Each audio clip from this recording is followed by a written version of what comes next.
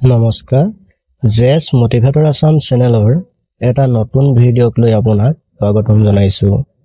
যদি আপুনি সকলো মানুহৰে প্ৰিয় হ'ব বিচাৰে বা সমাজত এজন ভাল মানুহ হিচাপে নিজকে প্ৰতিষ্ঠা কৰিব বিচাৰে, তেনেহ'লে এই তিনিটা কথা আপুনি শিকি লওক।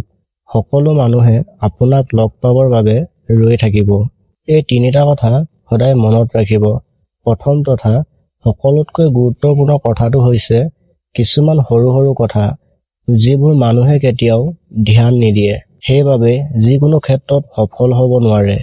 আপুনি মানুহক দিবলৈ শিকক, কেতিয়াও নিবিচাৰিব। যেতিয়া আপুনি কাৰোবাৰ পৰা কিবা বিচাৰিব, তেতিয়াই আপুনি তেওঁৰ দৃষ্টিত সৰু হৈ পৰিব। লাগিলে সেয়া ধন টকা পইচাই হওক বা আপোন মানুহৰ মৰম বা সময়, যিয়ে নহওক, কেতিয়াও নিবিচাৰিব। যিমান দূৰ সম্ভৱ আপুনি নিজৰ ফালৰ পৰা দিবলৈ চেষ্টা কৰক।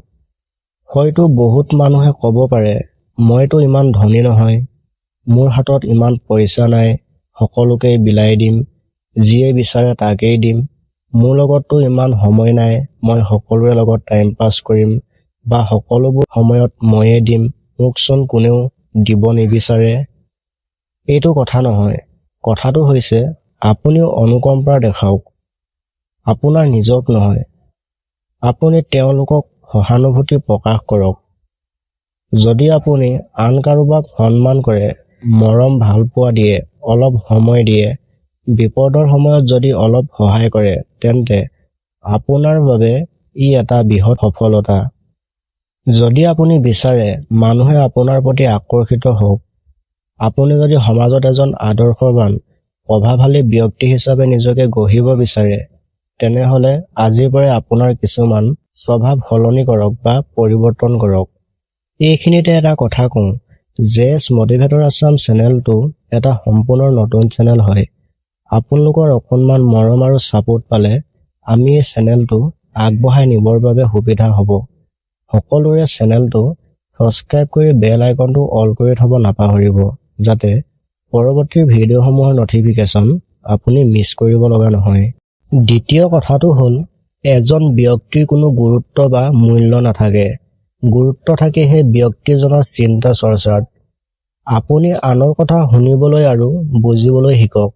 মানুহে এটা ডাঙৰ ভুল কৰে, কাৰণ চিনাকি কাৰোবাক লগ পালে নিজৰ বিষয়ে কৈহে ভাল পায়। এটা কথা মন কৰিবচোন, যেতিয়া একেলগে কেইবাজনো মানুহ লগ খাই কথা পাতে, তেতিয়া তেওঁলোকৰ আনজনৰ কথাত বৰকৈ গুৰুত্ব নিদিয়ে, কেৱল নিজৰ কথাহে ক'ব বিচাৰে।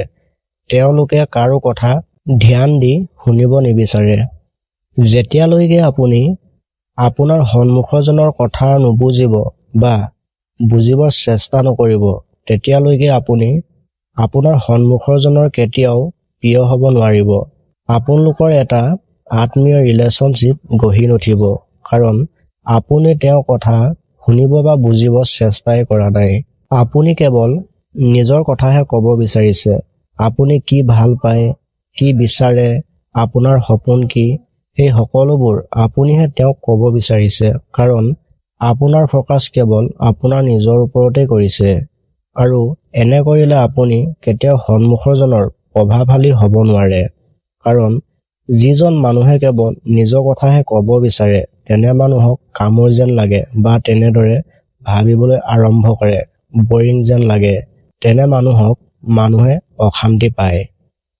কিন্তু যিজন মানুহে সন্মুখজনৰ কথা শুনিব বিচাৰে, তেওঁৰ বিষয়ে জানিব বিচাৰে, তেনে মানুহৰ লগত সন্মুখজনে খুব সোনকালে মনৰ কানেক্ট হৈ পৰে। কাৰণ প্ৰত্যেকজন মানুহে সেইটোৱে বিচাৰে, মোৰ কথা কোনোবাই শুনিব, মোৰ অনুভৱ বা সপোনবোৰ কোনোবাই বুজিব, আৰু আপুনিও ময়ো সেইটোৱে বিচাৰোঁ। যেতিয়া আপুনি নিজৰ বিষয়ে কোৱাৰ বাদ দি আনৰ কথা শুনিব বা বুজিবৰ চেষ্টা কৰিব, তেতিয়া আপুনি সন্মুখজনৰ মনত বা হৃদয়ত এটা বিশেষ স্থান দখল কৰিব পাৰিব।